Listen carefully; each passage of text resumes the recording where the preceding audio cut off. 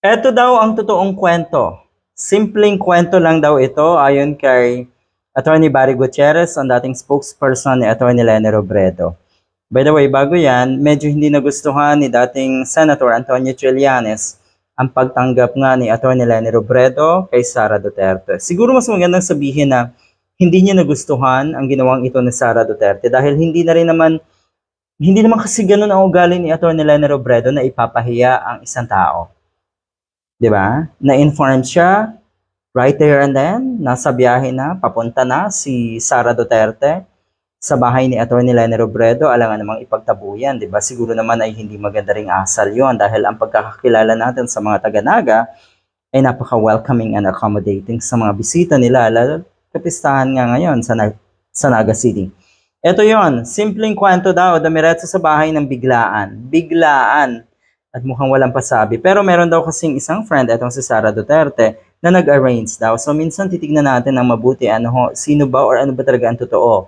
Pero yun nga, ang pagkakalam natin, ang totoo, tinanggap ng maayos ni Atty. Lene Robredo si Sara Duterte kahit ano pa yung mga nakaraan na ginawa ng pamilya na itong si Sara Duterte at siya mismo kay Atty. Lene Robredo. Mabuting tao ang isang Atty. Lene Robredo sa kanyang inasal na yan. Tinanggap niya ng maayos. Nag-usap, hindi daw tungkol sa politika, kwentuhan, hindi meeting. Umalis, tapos. And daw. So ang mga netizen syempre, adamant, ayaw maniwala na hindi or walang politika na usapan.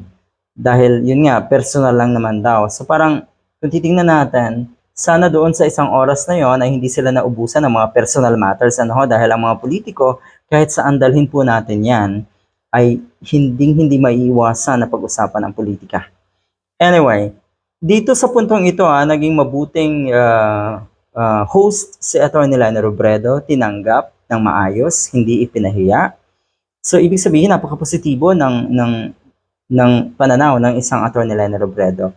Hindi siya nagtanim ng galit. Okay, dahil bisita itong si Sara Duterte, huwag niyo pong itulad si Atty. Lene Robredo sa mga katulad ni Sara Duterte dahil if it happens the other way around, siguradong babastusin itong si Tambaloslos, si Atty. Lene Robredo. Kung naalala niyo po, nung turnover ceremony ata yun ng Office of the Vice President, di ba? Si Sara Duterte, anong sabi niya? She doesn't need to appear personally doon sa turnover. You see kung anong klaseng tao itong si Sara Duterte. So pagbigyan natin ang ginawa ni Atty. Lene Robredo, walang problema para sa akin yon. At kung ano man ang iniisip ng mga kababayan natin kay Sara Duterte, negatibo, kadalasan negatibo, halos lahat, deserve niya yan. Anyway, hindi ko gusto ang politika ni Sara Duterte, pero tama lang na magalang siyang tinanggap ni Atty. Lene Robredo at hindi kasi tayo daw bastos, sabi ni Atty. Barry Gutierrez. Ang ganda. Good job.